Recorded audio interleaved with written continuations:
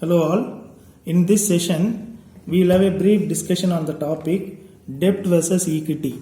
Rather, I should rename it debt versus no debt. So there are 4 questions we are interested in answering. The first one is on what are the benefits of borrowing or debt. The second one deals with the question of what are the costs of borrowing or debt. And the third one is on a brief discussion on the topic whether there is optimality for the proportion of debt, and the last one is how should we weigh the benefits and cost of debt. The very first one, what are the benefits of debt? There are 2 benefits of debt. The first one is tax deduction. Okay, so I am just going to give you one illustration. The name of the company is Deb Jubin Limited DJL, and the amounts are given in INR crores. So we are going to assume 2 scenarios. In scenario 1, we are going to assume that the company does not have any borrowing. In scenario 2, we are going to assume that the company has borrowings, right? So we are just basically talking about the income statement here. So that means we will start with the revenue. Under both the scenarios, it will be exactly 1000 crores because it does not change whether you borrow or not. Minus operating expenses inclusive of depreciation and amortization, it is remaining exactly same, right, at 600 crores for both the situations, right? So whether you borrow or not, your operating expenses are not changing, right? Subtract your operating expenses from revenue, get your EBIT, that is your operating profit, right? 400 crores for both the situations.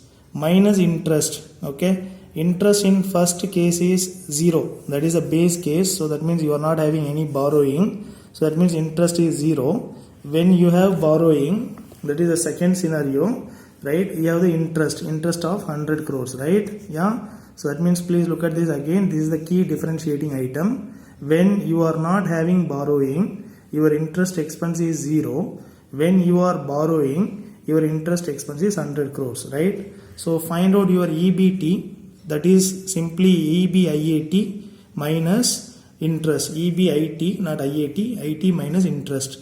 So that means 400 minus 0, 400. Here it is 400 minus 100, 300. Minus tax at the rate of 50% on PBT. So that is 200 for the situation of not having debt. And when you are having debt, your tax expense is 150 crores. So your PAT is 200 crores when you are not having borrowing. Your PAT comes down to 150 crores when you are borrowing. You should not conclude just based on looking at aggregate PAT. You have to look at only the tax expense here, right? So that means when you are not borrowing, you are paying tax of 200. When you are borrowing, you are paying lower amount of tax at 150. So the difference of 50 crores is nothing but the benefit of borrowing. So that means your cash flow increases by 50 crores just because of one single decision, that is with regard to your financing mix or capital structure wherein you have decided to borrow, right? Yeah. The second benefit of borrowing is this: debt disciplines managers. For example, if we assume that there are no exams, right, students may not study things properly. Similarly, managers, right, according to Jensen's and team, Jensen et al., they have come out with a hypothesis, namely free cash flow hypothesis. They argue that managers are basically indisciplined when it comes to using cash. If they are not monitored, they are going to destroy the value of the firms by way of taking 3 corporate finance decisions, right, in a poor manner. That means they are going to invest the cash available with the firm in terms of poor projects, okay, or poor mergers and acquisitions, right? Many times we see mergers and acquisitions are failures because managers, right, have taken a wrong decision without having complete understanding about the synergies and cost of mergers, right? So that is what we are talking about. The second thing what managers are going to do when they are given with more cash is that they are going to keep on borrowing more. That means they are going to waste the value, or they are going to destroy the value for the company, right? And the last one is when they have money, right? They are supposed to distribute as dividend to the shareholders, but they are not going to do that. Okay, so what they are going to do is they are going to, right, go for reinvestment. So that means they will prefer retained earnings, whereas shareholders will prefer dividend, right? So that means managers are going to create, right, kind of a value, right, distraction to the company by way of taking wrong decisions with regard to investment in long-term projects or working capital, with regard to debt equity ratio or debt equity mix, or with regard to dividend payout ratio. That means you need to discipline them, right? So according to Jensen's, right, et al., Jensen's and the team, debt is the one which is going to, right, discipline the managers, right? Because debt holders are going to bring covenants, right? So that means what? There will be restriction with regard to where they are going to invest their money, whether it is working capital or projects. There would be restriction in terms of, right, additional borrowing. There would be restriction in terms of dividend payout, right? So that means what? If you have to discipline your managers, you have to borrow money. So that means there are two benefits of borrowing. Benefit number one is it gives you tax deduction, that means increase in cash flow. Benefit number two is a qualitative benefit. You can't quantify that, but it's a qualitative one, wherein, right, according to the literature available in finance, right, we understand that managers are disciplined only when the company is borrowing, right? Else they are going to destroy value for the firm, right? I hope this is clear, guys, right? So let me take you to the other side of the coin. What are the negative aspects of debt, right? I label it as cost of debt. There are basically three costs. Let us start with the first one, which is known as bankruptcy cost.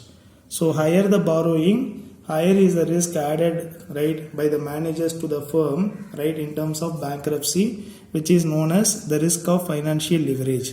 Okay, this is the most important thing you guys need to understand even in your personal finance, right? Yeah, please read this, Dev.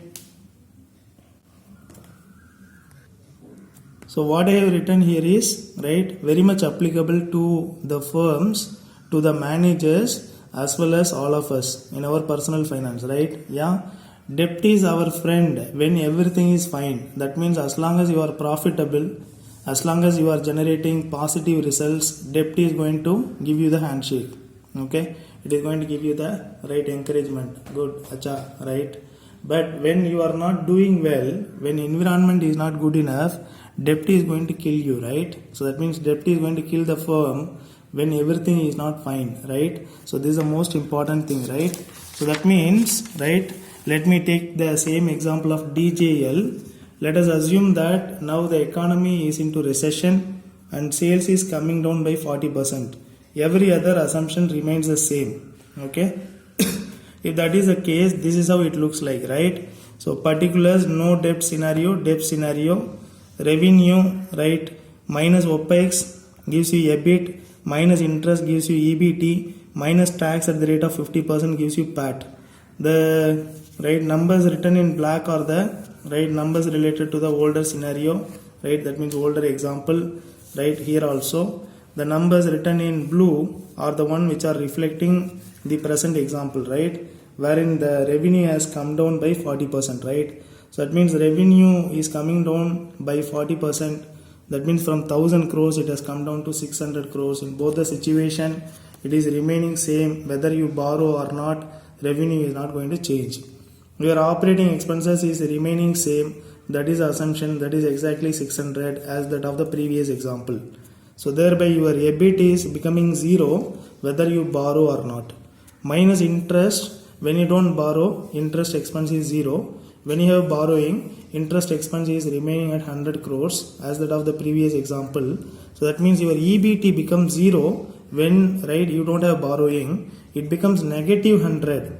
That means operating, profit before tax is a loss actually. It's not profit before tax, rather it is loss before tax.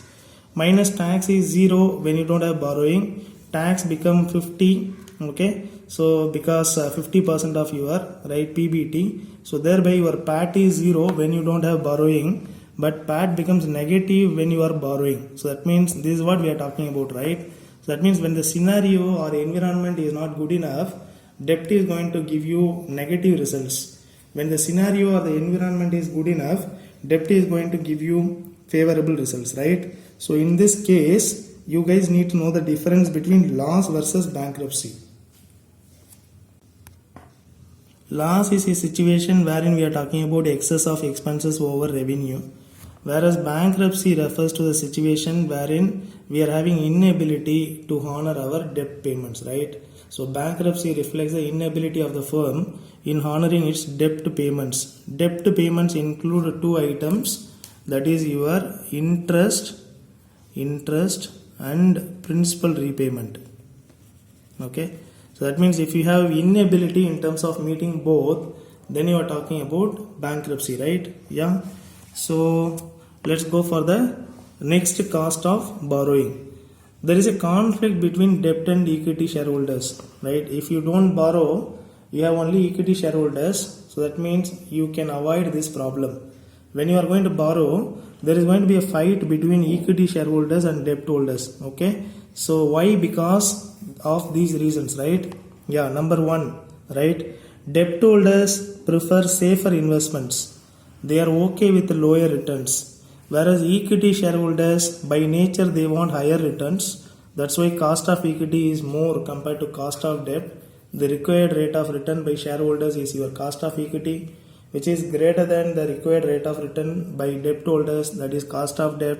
So cost of equity is greater than cost of debt because by nature, right, the equity shareholders want to have more profit. So that means they want to get into riskier investments. So that means they are aggressive, whereas if you look at debt holders, they are conservative because they want to be safer. Okay, so that's why they are compromising on their returns, right? The second conflict between debt holders and equity holders is this. Debt holders want to have lower debt equity ratio for the firm, because when the debt equity ratio increases by 11%, their risk is increasing by 11% in terms of bankruptcy of the firm. Okay, so they prefer the firm to have lower debt equity ratio, whereas equity shareholders want the firm to have higher debt equity ratio. Why? Because of DuPont multiplier. Because equity shareholders are bothered about ROE. ROE increases, right, because of the components, right? So what are the components? ROE increases, right, for increase in PBT margin, for increase in asset turnover, for increase in, right, equity multiplier, that is nothing but your, right, financial leverage, as well as increase in tax retention rate, right? So that means we are talking about debt, so that means we are talking about equity multiplier, that means total assets, right, divided by owner's equity. So that means if equity multiplier increases, that means we are borrowing more, that is good for the equity shareholders, right? So that means they want to have more debt equity ratio, whereas debt holders want to have less debt equity ratio. The third conflict is on dividend. Okay, equity shareholders want to have more dividend because they don't want the managers to destroy their value by way of going for poor acquisitions or poor investments, whereas debt holders, right, want the company or managers to have lower dividend payout. They want the managers to pay them back their principal, right, or their interest, right? So this is what you have to understand, right? So that means look at this once again, guys. So there is a conflict on investment, there is a conflict on financing mix, debt equity ratio, there is a conflict on dividend distribution. Okay, so because of this, what happens is, right, whenever you are talking about presence of debt in the capital structure of a company, the company needs to go through meeting the requirements of covenants, which delays their decision making sometimes. Sometimes they miss the project because they need to fulfill the covenants, right? So this is the burden for the company because of borrowing. The last problem of borrowing is financial constraints, otherwise known as rigidity. Okay, so if you are having higher amount of debt equity ratio, that means you won't be able to increase your debt, right, further, because you are already at riskier position, right? Suppose in your future you need money for your, right, acquisitions or your investment, then it is not going to be possible because you won't be able to borrow more in the future because your debt equity ratio is already higher, right? So that means it is bringing a rigidity Okay, so that means if you want to have, right, if you want to be prepared for meeting your investment and acquisition targets in future, you have to make sure that your debt equity ratio is lower, right? So this is what we are talking about, right? Yeah. So is there optimality for, right, the proportion of debt? If you ask yes, very much, there is an optimal debt equity ratio or optimal debt to capital ratio, right? So how should we weigh the benefits and costs of debt is the next question.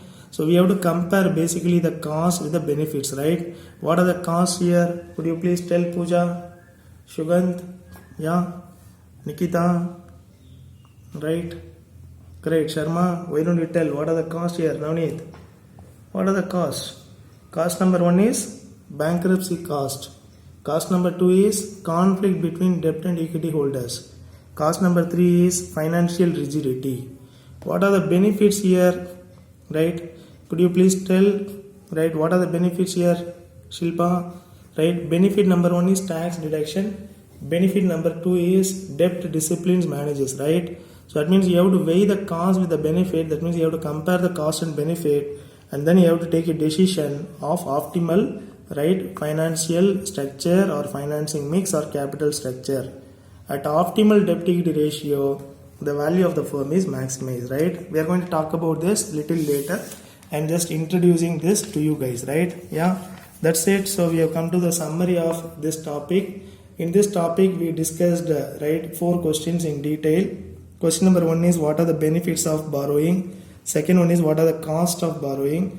Third one is there optimal debt equity ratio? Last one is how should we weigh the cost and benefits of borrowing?